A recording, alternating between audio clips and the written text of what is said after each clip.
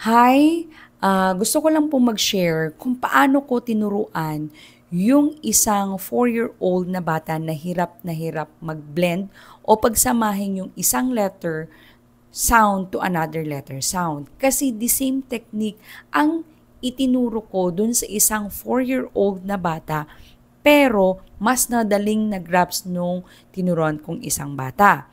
Ngayon, itong bata na itong tinuturuan kong isang 4-year-old ay hindi niya makuha. Kaya gumamit ako ng konting twist dun sa technique na tinuro ko dun sa unang bata, dito sa pangalawang bata, para mag-grasp niya ako, para pumitik dun sa mind niya na mas lalo niya akong maintindihan. A little bit word or mga simpleng word lang o simpleng technique na pwede nating magamit. Kasi ito ay focus dun sa mga batang nahihirapan magbasa at sa mga magulang nahihirapan na ituruan ang kanilang anak sa reading. So, para mas maintindihan ka nung bata. So, meron tayo dito na blending of words. Okay? So, kung ngayon lang pala tayo nagkita, ako si Teacher Joy Lee. So, ito, blending of words ang ituturo ko sa inyo. So, bali tatlo yan. So, mabilis lang. Letter sounds. Prerequisite to. Kung magbe-blend ka ng words, ang blending of words pala ay pagsasama ng isang letter to another letter para maging word siya or letter sounds. So, prerequisite to. Dapat itinuro mo yung letter sounds. Kasi pag itinuro mo yung letter names na A, B, C, D, hindi naman yun kasali sa reading. Reading ang pinag-uusapan natin. So, letter sounds muna. So, ang mga letter sounds ganito. A, B, K, D, E, F, G. So, yan yung mga letter sounds. Requirement yan para makapagbasa yung bata. Ngayon, pagkatapos mong magturo ng letter sounds, tandaan mo, pwede kang magturo ng 1 or 2 letter sounds a day.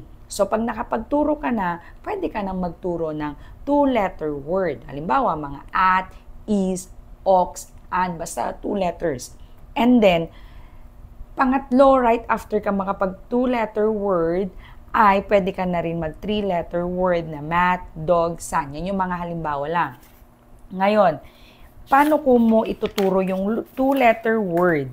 So, ito yung unang technique na ginamit ko sa unang bata kong tinuruan. Tatanungin mo sa kanya kung anong sound or i-demo mo, a, s. And then, pagkabasa niya ng ganon, basahin mo rin, ipakita mo sa kanya, a, s. Yung technique na ito, itong curve line na ito, dapat sundan niya, a, s. Meron pa rin kasing mga batang na hindi yan nakukuha.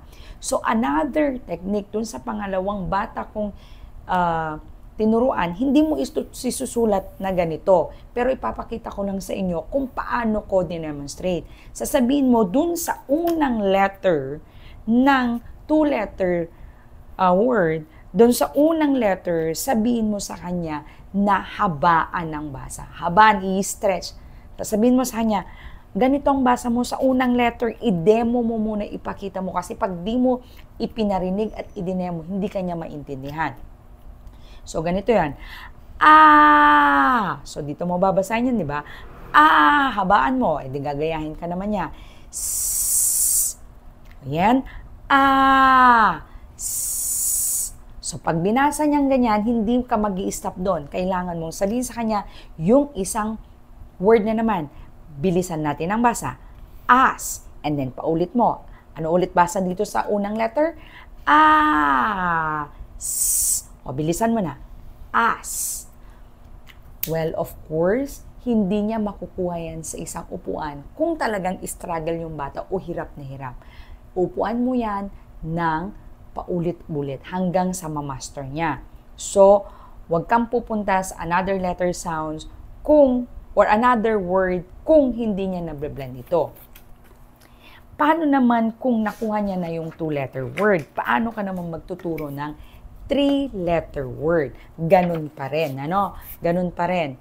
So, dito, tatanungin mo sa kanya anong sound nito. Sasabihin niya, a, t. Same pa rin yung curve line. Mat. Ganun pa rin, paulit mo sa kanya, mat. So, meron makakakuha niyan. Paano kung hindi na naman? So, sabihin mo na naman yung pag pwedeng may stretch yung sound. So, dito ka na naman. Stretch mo. Habaan mo. Yung word na habaan mo. Ma. Gaganon pa yan. So, ikaw na. Pagdugtungin mo. Mat. O, bilisan natin. Mat. Hanggang sa makuha niya. I-demo mo ng i-demo. So, ang problema kasi, nag-isap na tayo, alam nila yung letter sounds, pero yung blending is another skill. Letter sounds is another skill, tapos yung pag-blending super, mas mahirap pa siya sa letter sounds.